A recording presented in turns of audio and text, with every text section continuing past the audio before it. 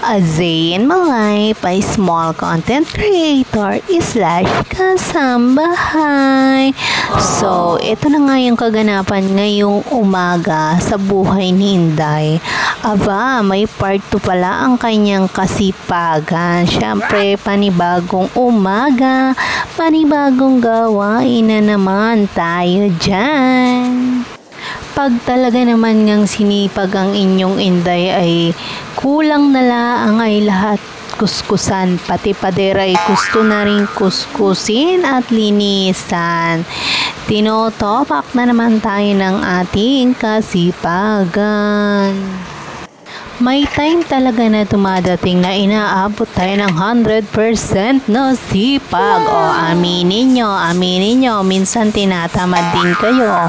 Hindi everyday is masipag. Tama. Oo, katamtaman lang minsan.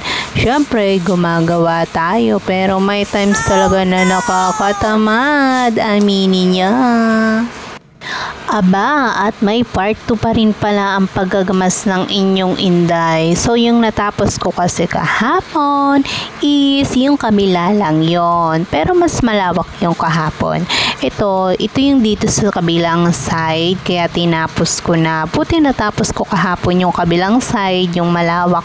Kasi kahapon ang lakas ng ulan. Oh my gosh, dyan ba sa inyo umulan? Dahil dito kahapon 2 PM hanggang 4 PM is umuulan. So, ayun, buti na lang natapos natin kahapon yung malawak. So, ngayon, is yan naman, maliit lang yan at saka hindi makapal yung damo dyan. Kaya, okay lang yan. Carry ng inyong Inday yan. Sabi nga ay basic. O diba, umaga pa lang yan. So, paano pa kaya yung maghapong gawain ng inyong Inday? Umaga pa lang yan is marami na tayong nagagawa.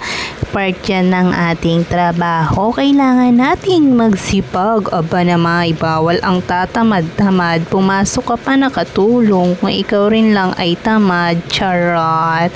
Hindi, talaga namang ganyan ang ating buhay. Bawal tayong mamili ng trabaho. Kung aning trabaho natin is yun ay gagawin natin ng maayos. Dahil tayo ay pinasasahod ng maayos. Kaya kailangan nating magtrabaho ng maayos para tayo ay hindi masira sa ating pinapasukan. So, ayan, pardagamas muna ang inyong Inday at para matapos na yan dahil I'm sure mamayang hapon is uulan na naman. So, magpuputik dyan. Kailangan ko yang tapusin. Pag natapos ko yung gamasin, so mamaya ay iipunin ko yung mga damo na yan dahil ayokong maiiwan yan dyan ng nakakalat. Iipunin natin, dadakutin natin yung mga damo at ilalagay na natin sa basurahan. So, ayan ang mga kaganapan sa buhay ni Inday ngayong umaga. Thank you for watching, guys. Please like, share, and follow. Bye-bye. God bless.